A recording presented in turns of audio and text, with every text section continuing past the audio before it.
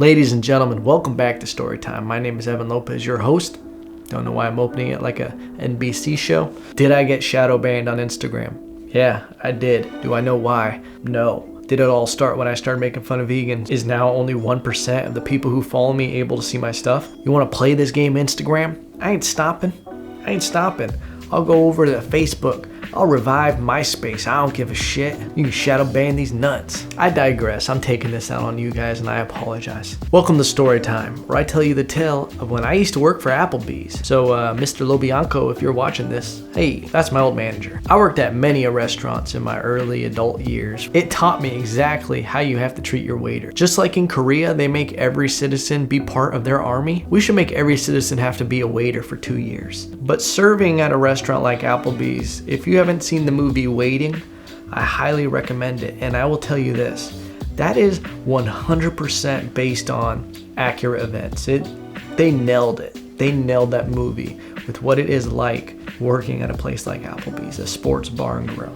I never got upset when things were late and stuff like that. I was always a good crew member because I never got ruffled. I never blamed the cooks. I knew whose palms the grease. You know, you tip out the hostess really nice and, you give them a nice little tip if you know what I'm saying. Hashtag toxic masculinity. Hashtag cancer. But you had to be good to everybody. It's an ecosystem where you have to be good to the bartender who's making your drinks. You got to be good to the host and the hostess because they're the ones that are going to put people in your section. They know when people come in. When you've been doing the job long enough, you know what people are good and what people are bad. If they have an accent, put them in fucking Ricky's section. Don't give that shit to Evan.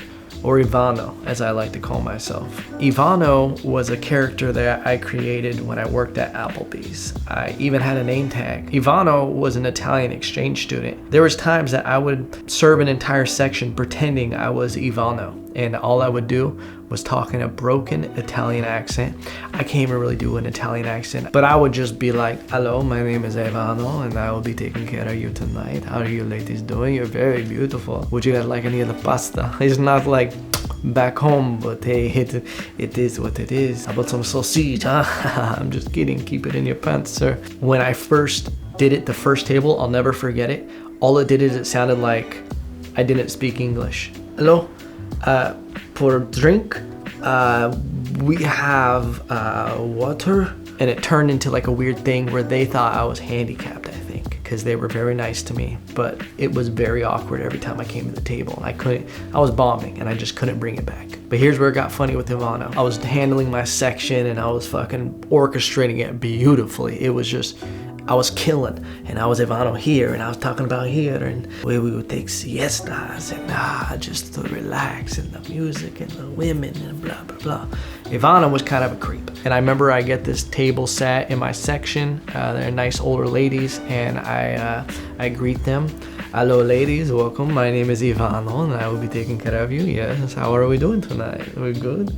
Okay, can I get you started with anything to drink? Perhaps an appetizer, maybe a sample? Maybe a sample of me, ladies. No joke, I used to say things like that. I worked hard for my money. Maybe that is why swinger couples would try to take me home every now and then. And in this particular situation where I'm being Ivano and I'm super elaborate with everything I'm doing, the whole section loves me every time I'm greeting a table or anything because I'm putting on a show. These ladies go, Evan, what are you doing? And I realized at that moment that they were regulars. They were people who always asked for me, and they worked at the college I went to, and they worked in the library. So they knew me, they knew where I was from, they knew everything about me. It was at that moment I knew I had fucked up because the tables around also saw this weird occurrence and saw me have to break character and be like, I'm sorry.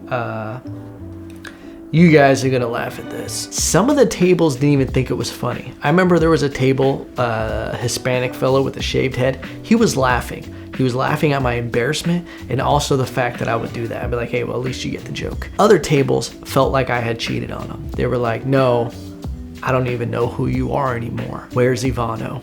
You fucking freak. They thought I was like some sociopath that was just like I catfished them. All I did was bring you like a bourbon steak. Relax. But some people just took it the wrong way and left me terrible tips. The funniest thing that ever happened at Applebee's was a buddy of mine was staying over and my sister called me in the morning and she was like, bro, we're having a party tonight up in Monterey. The whole Stash crew, shout out to the Stash crew, was gonna be there. That was all her friends, and it was just gonna be a wild costume party. She's like, you need to get up here. And I'm like, fuck, I have to work tonight.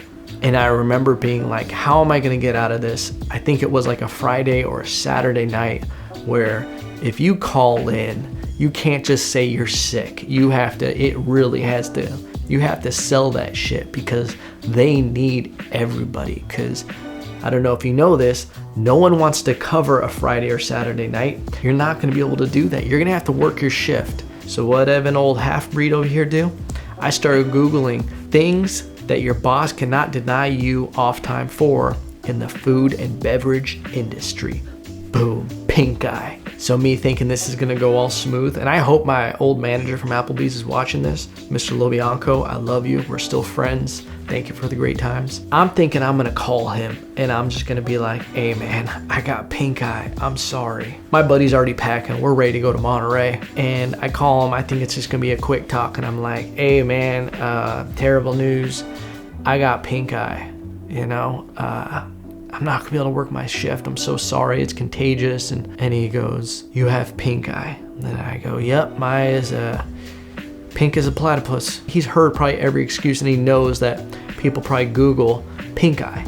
So he goes, okay, well, if you have pink eye, you have to come in here and prove it. Okay, well, first off, I don't appreciate that. You know, it feels like I'm kind of being attacked right now in my condition. I don't know if I can make it in there because I'm critically unstable. My eye looks like a starfish sucked on it all night, but I can't believe you're doing this to me, but okay.